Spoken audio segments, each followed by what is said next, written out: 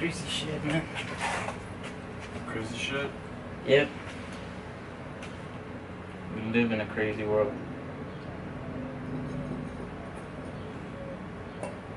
Hey, thanks for the beer.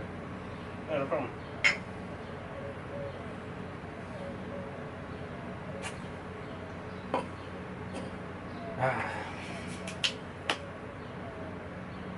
So, like I was saying, we were just showing to work, checking out what's going on in the world, and then I come up with, I ran into this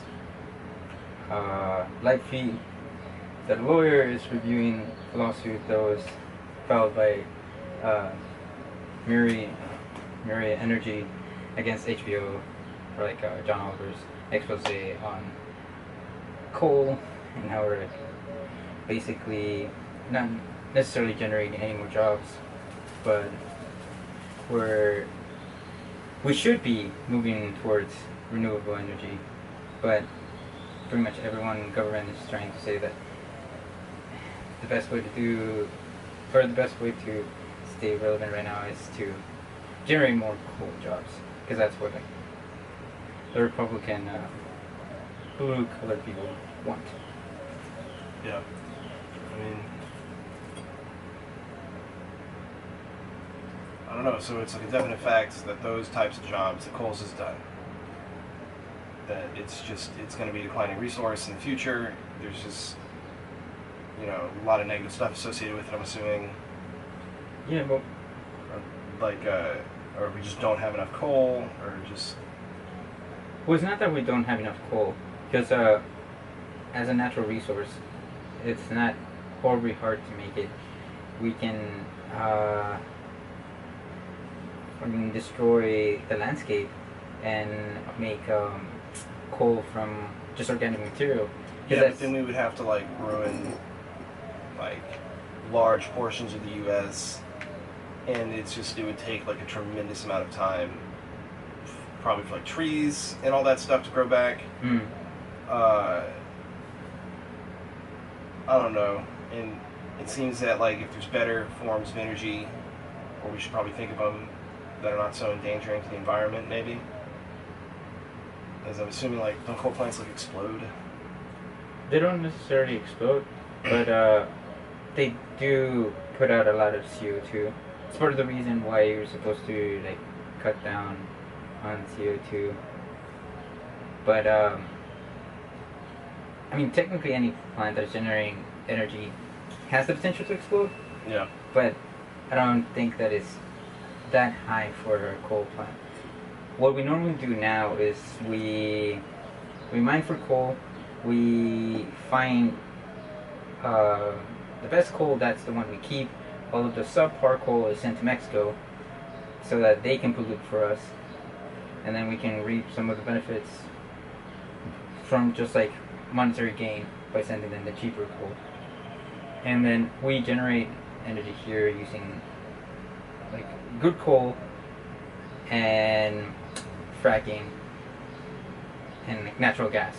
Since natural gas has been becoming more and more cheap, or it's not as expensive to actually drill for it and use it, the use of coal has been going down over time. That's why we've already been transitioning towards a safer, clean coal environment. Yeah. But there's nothing that is truly clean when you use coal, because you're still polluting. What happens is that normally whenever you have coal plants, they have huge buffers where the smoke that is being generated goes through a filter that actually captures as much of the debris and the harmful substances that will be released into the environment. But it doesn't really get the CO2, because all of those are gases. So those make it out, and then they become part of the pollutants that are responsible for increasing global temperature. But so is Donald Trump saying we're going to bring back coal jobs saying that like I'm just going to remove the regulations that are currently imposed on making coal in general, so that there will be like a greater ability to fill a need. Yeah, well, Would that be like the charitable way to view like? it seems like he wants to slash regulations across the board because he wants to appease the people that voted for him, and he ran on that platform. He ran on a platform that global warming wasn't necessarily something that we should be concerned with, because it's one of those things that may be happening as a natural cycle in the world. Like, the world goes through periods of warming and cooling, and he sees it as something that is not necessarily affected by the actions that we take. So it's not man-made. Okay.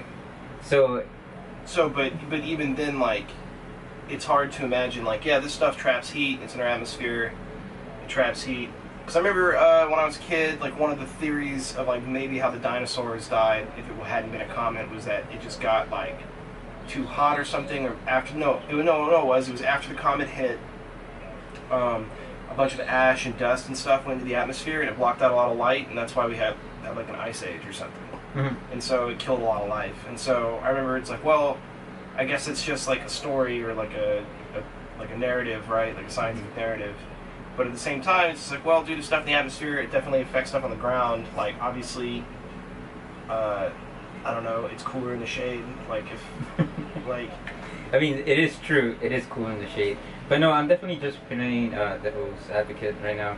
Because the whole point is that in order for there to be some logic as to why he doesn't want to worry about it so much, is that obviously he knows that there is going to be like actual repercussions for like reducing all of the regulations.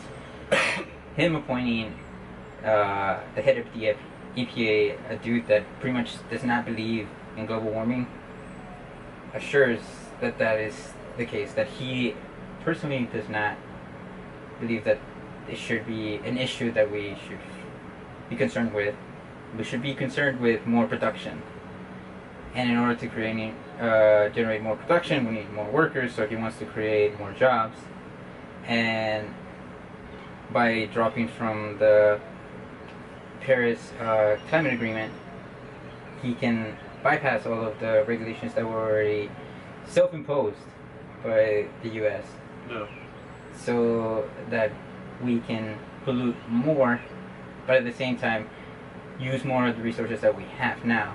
That's why, as part of like what he was working on, he wanted to reevaluate national forests and areas where it is known to have more coal and more natural resources. Because if they start doing that, then they can tap into a lot of extra resources that we never had access to, and in essence create more jobs, because you wouldn't need to drive people to do that. Isn't kind of like a flaw in thinking that way, is like, yes, you get access to all these resources, but the problem still kind of remains the same.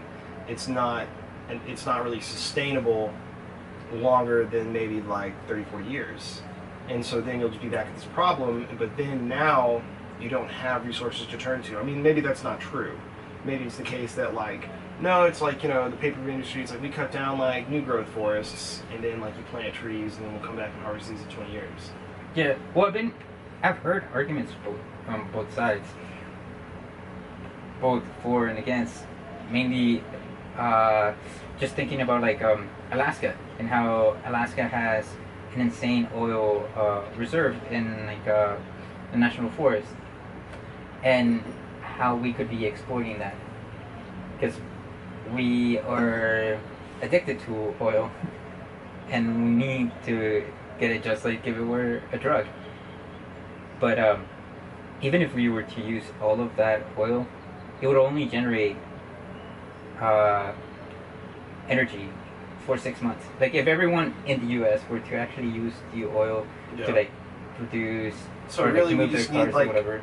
I remember in high school, we had to do a thing on like pro versus con nuclear power, and I was on the pro side. Mm-hmm. Looked into it, man. Nuclear power seems like it's actually it's like incredibly efficient. It doesn't produce any waste beyond these like little pellets that that we used to have something called Yucca Mountain. I think that was like a nuclear waste storage facility, but it got shut down for whatever reason.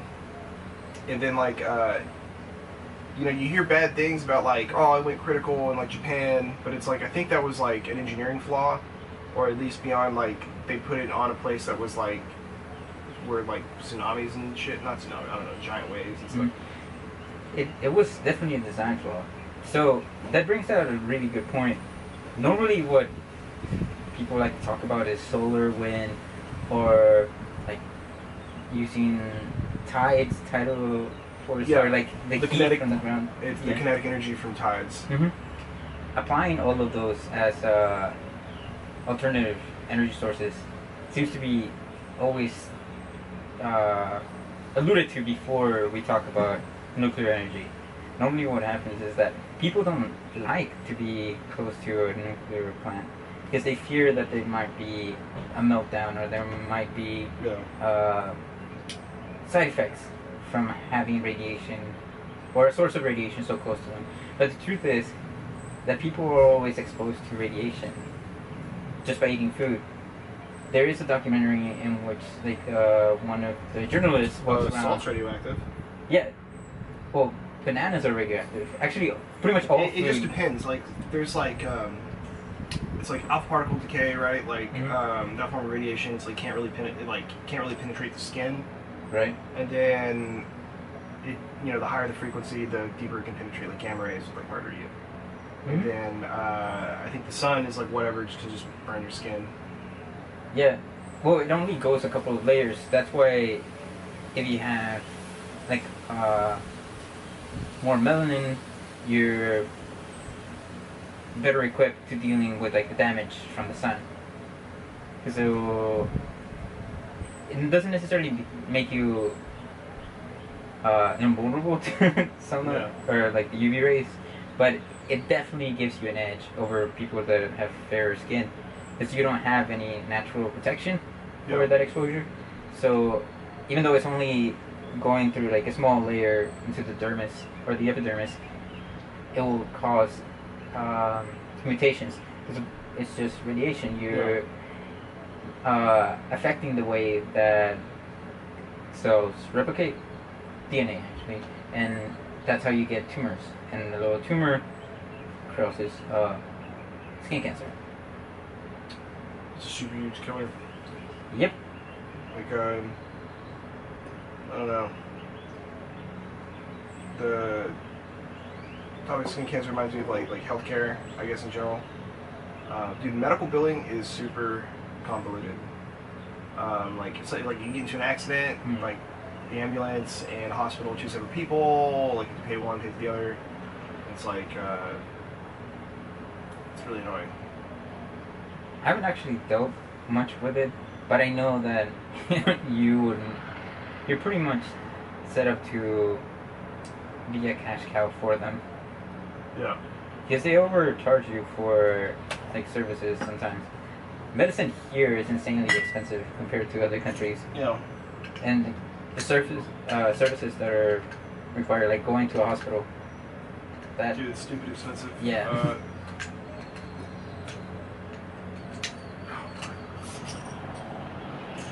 Yeah, we got it. Boom. I don't know, I'm pretty sure that they charge you like $300, $400 just to see it, or to be in the hospital for maybe like 1 or 2 hours. And then if you see the doctor, then a couple more $100. And if you need medicine, there goes another couple $100. Usually you can go have like an eye infection and end up owing like $1,000 just because you have to actually go to the doctor. And I think, let's say this is without insurance. With insurance, you would have to pay the deductible from that, and then maybe cut that down to half. But the way that insurance will be dealt with going forward, with the new Republican health plan, that is going to be crazy. Yeah. Because, I mean, it will be a lot easier to just not have insurance. and just roll the dice. If you're younger, the older you get, you're almost forced to have insurance. Because I mean, think about it. If you don't have insurance, before you need to pay that extra premium, taxes, and then you have to pretty much assume all of the cost up front.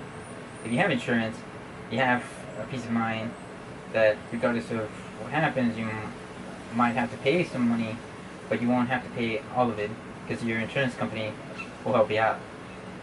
And it's a lot easier for you to deal with, like, I guess, simple problems or non-life-threatening. So if you have, like, a broken bone, or you have to get, like, fever medicine, or you actually have, like, pneumonia, but it's not, like, full-blown to where you can... So that's super bad pneumonia? Yeah, just die from it.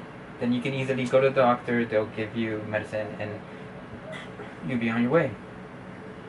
But the way it works now is more along the lines of the sicker you are, the more risk insurers have to take to cover you. And the insurance coverage that you would get will now take that into consideration more than just bypassing that and like allowing people that have pre-existing conditions to be okay and covered. Because it is definitely a more business-oriented plan where you want people to not be sick, to like not have insurance, or like normally you would want them to take over the burden of people who have insurance. Yeah. And the previous plan that we used to have, Obamacare, did most of that. It forced everyone to have insurance. So if you're healthy, you don't have to have insurance, but because it's part of the plan, you're forced to have insurance so that you can take the edge off from older people who have insurance, but they actually need it because they're already ill. Yeah. And they need it to stay alive. So now that it's not a requirement for all countries, or for all the states and for all people in their states to have insurance, less and less people will have insurance. More of the burden will fall onto the people that are sick and need insurance. So their premiums will go up. It is also the case that they are mentioning that a lot of the tax cuts that you would expect for insurance companies will actually not go to people who have less income, but it will go to people who have more income. So in a way, you're redistributing the money that is set amount to. So I guess like part of the argument about that, from what I can gather from having spoken to like Republicans, my parents, and things like that, is people don't feel that they should be financially responsible for other people's either poor choice or burden, and that it has nothing to do with them. And it can be rationalized in terms of like most of the people who need a lot of this are sick due to poor choices. That's not true though.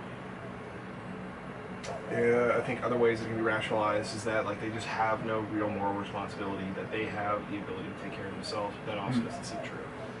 And so I did think it was a huge pain in the ass, like doing the Obamacare thing. And like, it would be kind of cool not to have insurance, and in some way it does spur you on to like be able to pay that. But at the same time, the fee for not paying was cheaper than the insurance. Yeah. So, I mean, most people I knew who didn't want to get the insurance just did that. And also you could avoid doing that if you just had like 1 month of insurance. Because already what happened was they instituted that whole deal where you had to be more than 26 in order to have insurance. You personally. Yeah. So you still could fall under your parents' insurance if you were younger than 26. So for the longest time, since like they implemented that, a lot of kids who were in college, who like got to vote for Obama or whatever, they didn't have to deal with this.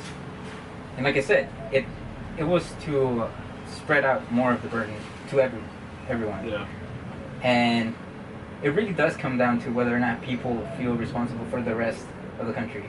Because the more well off you are, the less likely you are to try to empathize with people that are struggling, or people that make poor choices, like you pointed out.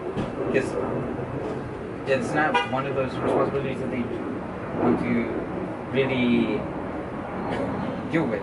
I mean, really think about it. If we were more socialized, or have more socialized medicine, then everyone would assume that it's their duty to just help their fellow man. Yeah. To help everyone. And most of the time, that's how it's sold to people, that we live in a predominantly Christian country, and Christians believe that they should help everyone. But when it comes to like actual fiscal responsibilities, that is not the case. It would rather be like, which is odd, because like you can just kind of give away, like you should be able to have it planned to where, like, I don't know, like $20 or something, like, you know, wouldn't be that much. But, or I don't know, I guess then the argument then becomes like, well, what are they doing with the money? Even if I did give it to them, are they using it wisely? It's going to get corrupted. Like, I hear this from some of my friends who subscribe to like a lot of the like anarcho-capitalist thing, where it's like, I just want to make my own money my own way, I don't give a fuck. And to me, that seems that, like, if you believe that things are going to get corrupted regardless, a world in which it's essentially gang rule, like whoever can marshal the most resources and just kind of rule by force in terms of exploiting labor, like, I guess, like monopolistic deals and shit like that, like, that would probably be a way worse world than some dude giving a guy a job via nepotism. It's one of those things that it seems to be extremely easy to propose ideas that are not complete. It's like trying to cover the sun with your thumb so that you can't see it and it won't affect you. You just like type of television. Yep. Because I mean, what you were saying about people taking the burden of the rest who are not as smart or at making decisions when they were younger, or they're probably just doing this to leech off the system. That is truly a point that needs to be dealt with. It's not necessarily something that we can just throw our arms in the air and be like, oh no, just because like you want to focus on yourself, you are giving like, other people to it just kind of like, or whatever. Yeah, like, so like one of the guys, like, not like one of the guys, some dude on Facebook was saying like, well, just not everybody's gonna make it. And it's just like, dude, fuck you, man. Like, not everybody's gonna make it. Like, yeah, I guess, but we're certainly not really doing anything to really help out people. I mean, maybe not. Like, maybe it's just the programs are available, but it's just not really part of our society to take part in them, which is unfortunate. Yeah, it's definitely the case that we made it so we realized at some point that not everyone else, or not everyone could make it on their own. And in order to help people along to become stronger as a nation, we developed social programs right after the Great Depression, if I'm not mistaken, so that people couldn't get out of the hole that they were in. A hole that was pretty much dug by anyone and everyone that was in power at the time, and the reckless decisions that they made. So we created the systems, social systems, for everyone to pretty much have a safety net. Then people started overusing them or abusing them over time, and a sense of mistrust started growing in the rest of the population. and pretty much disdain from like people that were in social programs, to where now we don't want to help anyone unless we physically see them Yeah. doing or like actively like Trying. or doing something. Because if you don't see where like your money's going, you don't trust that it will go to the right people. Is there's been either Ponzi schemes or just straight up like a fraud from organizations take the money and don't direct it to the right people, and it's this mistrust that is plagued the way that we create legislation now. People who have money don't want to necessarily be responsible for helping the people that don't. Everyone believes that they can make it out if they try harder, and that's the American dream, or at least that's the new version of the American dream. What, that like America sucks, but if you like work really hard, it doesn't have to suck for you? Yeah. Or that eventually you would transcend your suffering and become a productive member of society with your goals somewhat met, or like you've actually done something with your life and not necessarily hate whatever you do. Oh yeah, big thing. You have to be here legally. Yeah. Well, people prescribe to the idea that if you're not here legally, even if you're a law-abiding citizen beyond that, you are not necessarily... Just make them fucking legal. Just be like, go work, do whatever the fuck you want to do. Start teaching Spanish in class. Like, fuck it. Well, it could be that simple, but we don't do it. We were moving towards that a little bit more. Yeah. But, I mean, every single new president has a new take on whether or not we want to become more humanitarian towards immigrants or less. Well, according to like census data, like Mexico works like the most hours out of any nation, and then it's like Iceland. And then like I figure if those dudes like really want to work, man, just make them a citizen, be like, alright dude, go do whatever the fuck you want to do.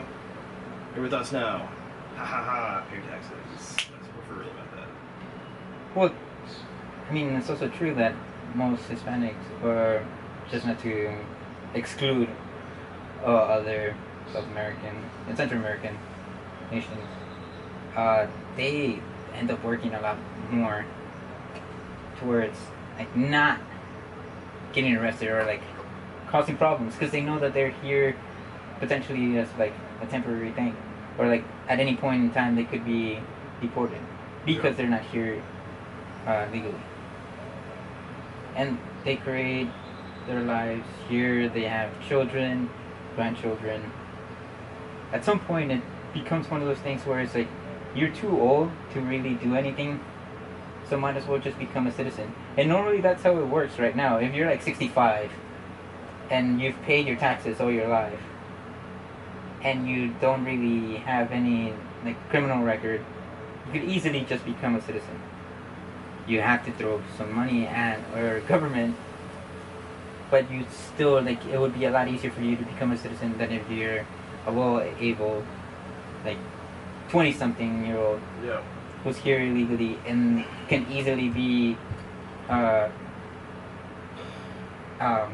pretty much in anyone's eyes, like, seen as a dude that could either be a detriment to society or make everything better by, like, working the jobs that they don't want, but still be a citizen.